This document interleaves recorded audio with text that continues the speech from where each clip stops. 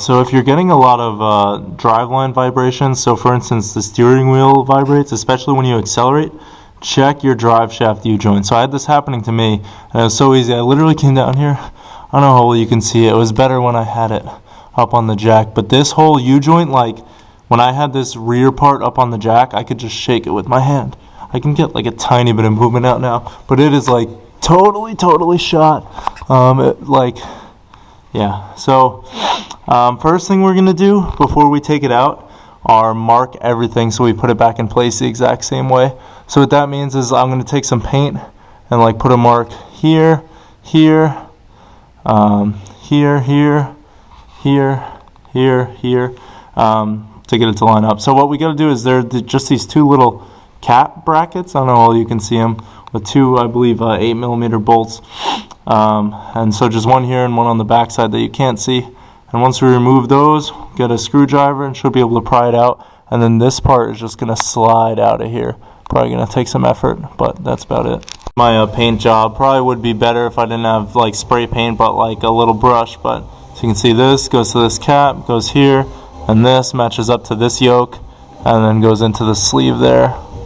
Okay, so this is the method I've been using to get both of them out. So I take a 3/4 inch socket, I put it right on top of one end, and I hammer it just until, so this one's gone too far, but just before this pops out. Then when it pops out, I have this 1 1/16 socket. I put this in there, it fits in there nicely, so that way as I'm hammering it, it still has room to come out.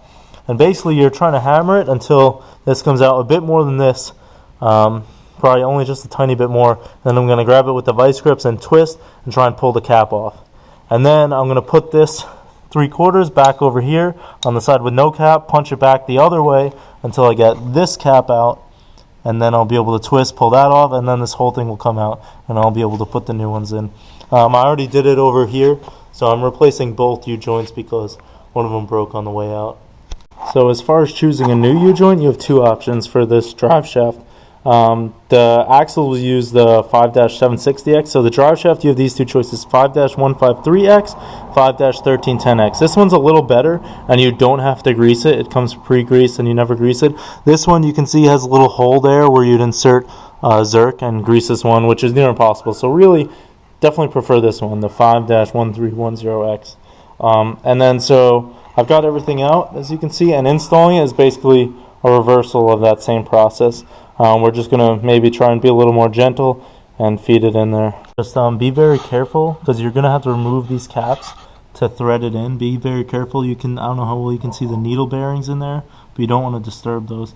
And so we're going to kind of like thread this into a hole and then back it in and pound it in a little bit. Putting everything back into place, I even got it bolted up. You don't need the little, I don't know what to call them, I want to call them cotter pins, but just these little copper rings that hold them in on this side.